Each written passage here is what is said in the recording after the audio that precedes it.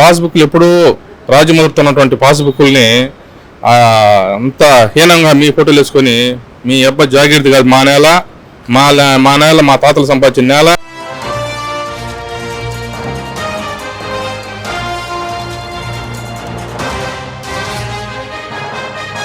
మరి ఇప్పటి వరకు కూటమి పరిపాలన అనేది ఎలా అనిపించిందండి? కూటమి పరిపాలన ఒక చారిత్రకమైనటువంటి పరిపాలనగా మేము భావిస్తున్నాం. ఎందుకంటే ఒక విజనరీ లీడరు, ముందు చూపు కలిగినటువంటి వ్యక్తి, ప్రపంచ దేశాల్లో ప్రఖ్యాతి గంచినటువంటి వ్యక్తి, ఒక ప్రధానమంత్రి అయ్యే ఛాన్స్ ఉన్నా కూడా రాష్ట్రం కోసం, రాష్ట్రం బాగుండాలని, మన జన్మభూమి బాగుండాలని ఆయన ప్రధానమంత్రి పదవిని కూడా త్యాగం చేసి ముఖ్యమంత్రిగా ఉండాలని కోరుకొని ముఖ్యమంత్రిగానే ఆయన పరిపాలన చేస్తూ ఒక చారిత్రకమైన విప్లవాన్ని తెస్తున్నట్టుగా మేము భావిస్తున్నాం. ఎందుకంటే ఆ 5 సంవత్సరాలు ఎక్కడ చూసినా దౌర్జన్యాలు, దోపిడీలు, విధ్వంసం, ఇంకా ఇసుక దందాలు, శవాలను చంపి డోర్ డెలివరీ, ఇంకా హత్య రాజకీయాలు, ఈ విధంగా ఎన్నో చూసాం. ఈ 5 సంవత్సరాలు ఇప్పుడు కూటమి ప్రభుత్వం వచ్చిన తర్వాత అసలు ప్రభుత్వం ఉందా లేదా, పోలీసు వారి అవసరం ఉందా లేదా అనే స్థాయికి వచ్చేసినారు. ఎందుకంటే ఇది ఒకే పార్టీ కాదు. కూటమి ప్రభుత్వం అంటే జనసేన, బీజేపీ, టీడీపీ, దాంతోపాటు ఈ వైకాపా నాయకులు, ప్రజల కింద ఉన్నటువంటి కింద స్థాయిలో ఉన్నటువంటి వ్యక్తులంతా కూడా ఒక జనసేనలోనో ఒక బీజేపీలోనో కొంతమంది చేరిపోయిన తర్వాత ఎక్కడ ఎలాంటి రచ్చలు లేకుండా, విధ్వంసం లేకుండా చాలా క్లియర్గా అసలు ఎక్కడైనా ఏదైనా ఇబ్బంది ఉందా అనేది కూడా ఎక్కడ మనకు తెలియడం లేదు. అంటే తప్పుడు హామీలతో మరి అన్ని వర్గాల ప్రజల్ని కూటమి ప్రభుత్వం మోసం చేస్తుందని చెప్పి మరి రోజా గారు అంటున్నారు కదండి. రోజా మా పక్క కాన్స్టిట్యూషనే, గంగాధర పక్కన. చెన్నైకి మొత్తం శాండు అన్నీ సప్లై చేసి సంపాదించుకున్నారు. ఈ గవర్నమెంట్లో వారు మేము వస్తేనే మద్యపానం పూర్తిగా నిషేధిస్తామన్నారు. ఎక్కడ దాఖలా కనిపించలేదు. మద్యపానం నిషేధించిన తర్వాతనే మేము ఎలక్షన్కి వస్తున్నాం. సిగ్గు లేకుండా మళ్ళీ వారు ఎలక్షన్కి వచ్చారు. వాస్తవంగా వాళ్ళు ఎలక్షన్కి వచ్చి ఉండకూడదు, వారు హామీని నెరవేర్చలేదు కాబట్టి. సిపిఎస్ రద్దు అన్నారు. సిపిఎస్ రద్దు ఎక్కడ జరగలేదు.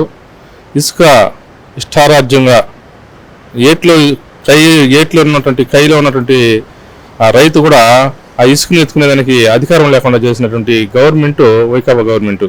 ఇప్పుడు ఫ్రీగా ఎవరికి ఏం కావాలన్నా ట్రాక్టర్ ఎత్తుకుని ఇసుక నీట్గా తెచ్చుకుంటున్నారు, ఫ్రీగా తెచ్చుకుంటున్నారు.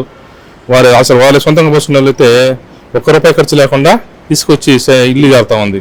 గత 5 సంవత్సరాల్లో మరి జగన్ గారు నేను మంచి పరిపాలన అందించాను, ప్రజలకు అంతా మంచి చేశాను, ఏ కష్టం రాకుండా చూసుకున్నాను అని చెప్పి మరి ఆయన అంటున్నారు కదా అండి. మంచి చేసినానని వాళ్ళు అనుకుంటే సరిపోదు, ప్రజలు కూడా అనుకోవాలా. ప్రజలు అనుకుని ఉంటే నువ్వు మంచి చేస్తుంటే కనీసం ప్రతిపక్షంలో ఉండే ప్రతిపక్ష హోదానా ఇచ్చుంటారు నీకు. మంచి చేస్తుంటే ప్రతిపక్ష హోదానా నీకు ఇచ్చుంటారు. అంటే దీన్ని బట్టి ఏమంటే నీకు మంచి చేయలేదని క్లియర్ కట్గా అర్థమవుతుంది. ఇప్పుడు మంచి చేసినామంటే పెద్ద ఆయన చూసి, చంద్రబాబు గారిని చూసి కొద్ది రోజులు నేర్చుకుంటే మళ్ళీ ఇంకా వచ్చే అవకాశం కూడా ప్రజలు ఇస్తారు. నువ్వు ఇలాంటి పరిస్థితులు కూడా మంచి నేర్చుకునే పరిస్థితి ఇప్పుడు కూడా లేదు. ఇప్పుడు నేను రఫా ఆడిస్తాను, తలలు నరికేస్తాను అనేసి మాట్లాడుతానంటే నువ్వు నేర్చుకునే ఉద్దేశంలో నువ్వు లేదు, నాయకునికి లేదు. కాబట్టి కింద వ్యక్తులు కూడా నేర్చుకునే పరిస్థితులు లేరు. సీఎం చంద్రబాబు నాయుడు మేనిఫెస్టోని తీసుకెళ్లి డస్ట్బిన్ లో పడేశారని చెప్పి రోజా గారు మండిపడుతున్నారు కదా. రోజా గారికి వారు ఏ విధంగా వాళ్ళు చేశారు అదే మరి నేను ఎదుటి వ్యక్తుల గురించి ఆయన మాట్లాడుతుంది. కానీ ఎన్నో మాటలు విన్నాం.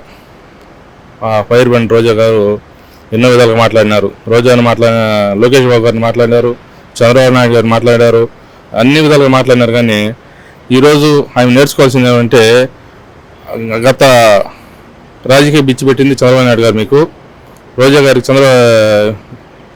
రాజకీయ బిచ్చి పెట్టింది కూడా చంద్రబాబు నాయుడు గారే. అది మర్చిపోయి పైన ఆనందాల కోసం ఈ విధంగా మనం మాట్లాడితే మనకి ఇంకేదైనా అవకాశం వస్తుందని ఎటువంటి పరిస్థితుల్లో ఇంకా వేసే అవకాశం రాదు. ఉచిత ఇసుక ల్యాండ్ టైటిల్, ఇంకా ఇది మన సంవత్సరానికి 3 సిలిండర్లు మహిళలకు. అసలు ప్రధానంగా మహిళలకు డోక్రా సంఘాలు ఏర్పాటు చేసిన వ్యక్తి ఎవరంటే నారా చంద్రబాబు నాయుడు గారు. ఆయనకు మాత్రమే అది వర్తిస్తుంది. ఇవంతా ఉత్తిత్వ మాటలని ఆయన ఇప్పుడు కూడా తెలుసుకోవాల్సిందిగా మీ ద్వారా మేము తెలియజేస్తున్నాం. పవన్ కళ్యాణ్ మీద చీటింగ్ కేసు నమోదు చేయాలి, ఆ సంపదని సృష్టిస్తానని చెప్పి ఆంధ్రాని అమ్మేయాలని చూస్తున్నారు అని అంటున్నారు కదా. పవన్ కళ్యాణ్ గారు చంద్రబాబు నాయుడుతో కలిసి మంచి ఆలోచనలో ముందుకు సాగుతున్నారు. అమ్మాలనుకుంది మీరు భూసరి అని ఒక గుంట నేల కూడా 4 రాళ్ళు 4 రాళ్ళు నాటితే ఆ 4 రాళ్ళ పైన కూడా మీ ఫోటోలు వేసుకున్నటువంటి ఘనత మీది. పాస్బుక్లు ఎప్పుడూ రాజముద్రతున్నటువంటి పాస్బుక్ని అంత హీనంగా మీ ఫోటోలు వేసుకొని మీ అబ్బాయి జాగ్రత్త కాదు, మా నేల మా తాతలు సంపాదించిన నేల, మా నేల రాజముద్ర ఉండే నేలను తీసేసి నీ ఫోటో వేసుకున్నామంటే నీ తాత నేల, మీ నాయన నేల, నీద నేల, మాది. మా నేల పైన నీ ఫోటోలు వేసుకుని నువ్వు అమ్ముకునేదానికి ప్రజలు ఏమారుంటే ఈసారి భూ కబ్జా మొత్తం ఈ భూమి అంతా కూడా ప్రపంచంలో ఎక్కడైనా వేరే దానికి ప్రపంచ బ్యాంకులుగా పెట్టేసి నువ్వు ప్రశాంతంగా బయట వెళ్ళిపోయేవాడు. ప్రజలు మేలుకున్నారు కాబట్టి నీకు ప్రతిపక్ష హోదా లేకుండా ఇంటికి తరిమేసినట్టు ఉంది. ఇప్పుడు నేర్చుకొని ముందుకు సాగితే కనీసం ప్రతిపక్ష హోదా దక్కుతుంది, లేదంటే శూన్యమైపోతారని దీని ద్వారా తెలుసుకోవాల్సిందిగా మనం చేస్తున్నాం.